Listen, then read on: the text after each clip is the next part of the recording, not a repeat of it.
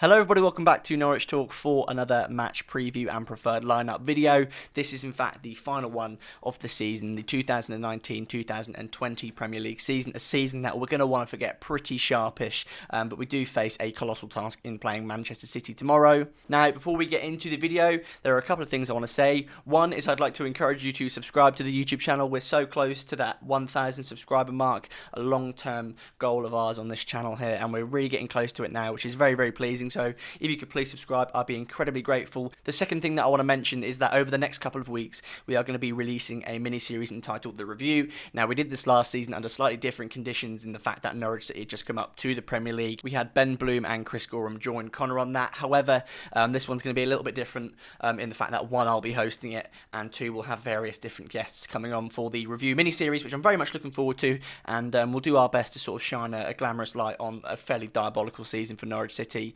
But I am very much looking forward to that and getting on with that. So you can make sure to keep your eyes on this channel for the next few weeks in terms of 1920 Premier League season content. Now, as soon as that's finished, we're done with this season. We'll move on to the next because there's going to be a fairly tight turnaround in regards to football, of course. Now, let's actually get into the video, shall we? So, my preferred lineup has obviously been affected by a few injuries. Last time we played Manchester City, there was a few injuries before, I think there was 11, wasn't there? That was sort of the peak of the injury crisis for Norwich City. But a couple of injuries ahead of this game are the reason why I've made a couple of changes, which I'm sure we can all agree with. Right, I've gone with Tim Krul in goal, Jamal Lewis, Ben Godfrey, Christoph Zimmerman and Max Aarons along the back, Kenny Mclean and Lucas Rupp in the middle, with Todd Cantwell, Marco Stiepermann and Onel Hernandez behind Adam Eder.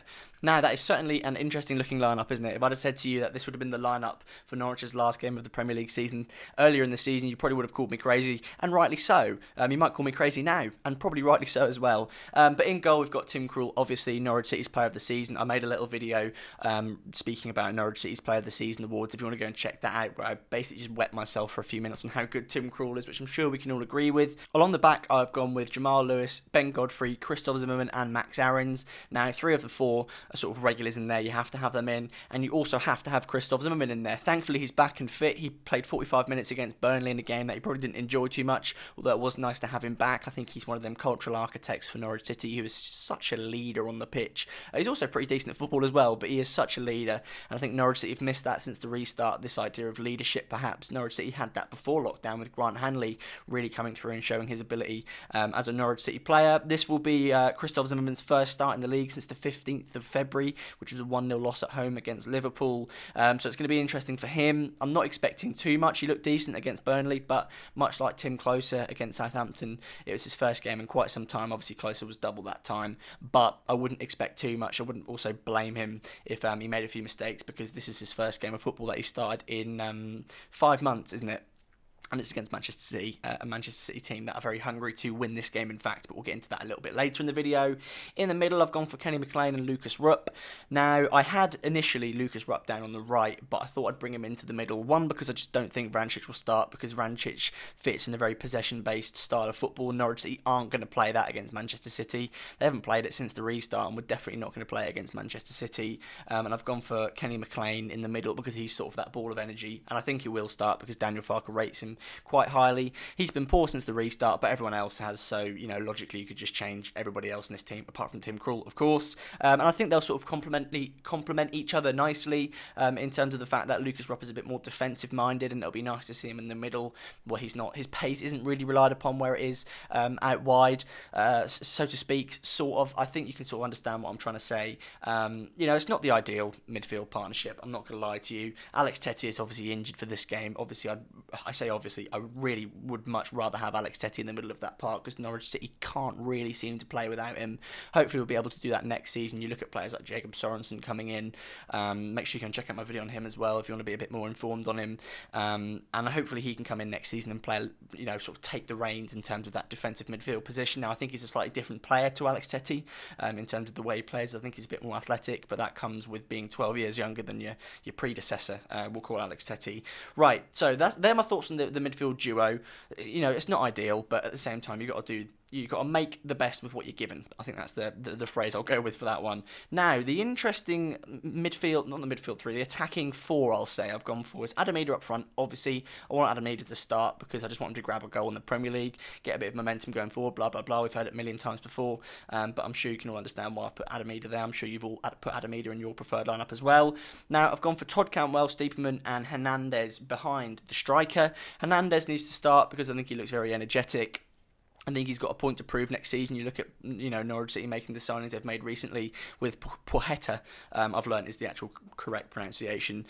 So I think he's going to have to fight for his place a little bit more. And if he can grab a goal, maybe an assist in this game, or just have a really good performance, he'll pick up a little bit of momentum going into next season. Momentum being the key word. Norwich City need to stop the rot going into next season. I know we'll have a pre-season behind us going into the Championship season, but it's always nice to finish on a high. I think the last time we played Manchester City on the final day of the season at the Etihad, we won 3-2, and Johnny Howson just scored that monstrous halfway line run where he just pushed Mika Richards to the floor with ease. A very beautiful goal. I wouldn't mind Lucas Rupp doing that, although will that happen? Probably not. I've gone for Todd Cantwell on the right. Because I wanted to put Rupp there. I thought, nah. And also one of my main motivations behind putting Cantwell there is the fact that I think this probably is his last game for Norwich City. I think we can all agree on that. I don't see him doing a Jack Grealish in terms of staying at the club, going down to the Championship, coming back up, because I don't think he's really suited to the division. I think the division's a bit more physical than it is technical, and Todd Cantwell quite clearly is a very technically gifted player. And I think there'll be teams in the Premier League. You look at teams like Leicester, I think have been linked with them. Wolves apparently have been watching him as well. I saw a very garbage rumour, or I heard a very garbage rumour in a video that I watched with Norwich City Central and Manchester City, saying Man City were looking at them, and I was like, at him, and I was like, yeah, that's not happening, is it? Because that'll be a very peculiar one from Pep Guardiola. And I've gone for Stiepermann because I think Norwich are going to need that physicality up top. Also just because I quite like Marco Stiepermann. He is maybe one of the players who we won't see next season. And I'd very much like to just see him playing at Norwich top one last time in case. I think he might stay, but also I think he's one of them players who might leave Norwich City. It's sort of a 50-50 in my mind at the moment. Although I'll have to have reached a conclusion by the time we go to review the whole squad in the review series itself. Now, that's my lineup. They're my thoughts on my lineup. Going into this game, obviously Emi Buendia and Josip Dermich are both suspended after that mad one they went on in the Burnley game. I think it's very, very sad, to be honest with you, because we won't see Emi Buendia play for Norwich again. I really don't see him staying at Norwich City for next season, which is probably fair enough. It's quite sad. I said it in the podcast with the Revere, and I'm just a bit disappointed that we won't see Emi Buendia again. Tim Closer and Alex Tettey are out, as I mentioned earlier, and that's about it in terms of everything for Norwich City. Now, looking at Manchester City, Pep Guardiola has said he wants his team to hit 100 goals. They're currently on 97, so it's only a 3-goal job for them realistically to hit it. Do I think they'll hit it? Yes.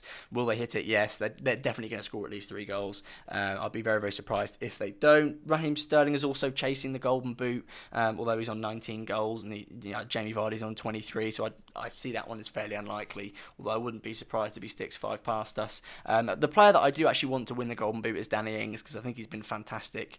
I'd love to see him get a call up for England if he plays like it again next season. Kevin De Bruyne also, this is probably the most interesting thing for me, is that Kevin De Bruyne is currently on 19 assists, and he's looking to break Thierry Henry's record of 20, which he did in the season before the Invincibles, so that's the 02-03 season. Do I think he'll do it? Yeah, I can't see why not. Kevin De Bruyne for me is the best player in the Premier League. I don't know how he can't be. Obviously Jordan Henderson's picking up the accolades for his captaincy at Liverpool, but for me Kevin De Bruyne is absolutely the best player in the Premier League. He is just sort of your elite level midfielder. His vision is just ridiculous, and I'd kill for that at Norwich City. Well, we've had good vision at Norwich City, but a player like Kevin De Bruyne I'd obviously kill for at Norwich City. He's just a really, really good player, isn't he?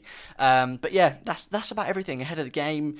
Genuinely, I do fear for Norwich. I think it could get undignified perhaps, although at the same time it'd be very Norwich City to go and draw like 1-1 or something, or pull that 2-1 out of the bag in terms of a win, because it's just Norwich City and they're just a bag full of surprises, aren't they? Although they haven't been since the restart, so who knows what's going to happen. I think that's the key phrase there, who knows what is going to happen. Another interesting thing as well is that today the EFL announced that the season will start across the 3 divisions on September the 12th, finishing on May the 9th. So it'll be very interesting to see that turnaround between now, the end of the season, and the start of the season. I think Norwich City are going to need to get a good pre-season under their belts, but that's a different video for a different time, isn't it? My final thoughts ahead of the Manchester City game is, God, please help us.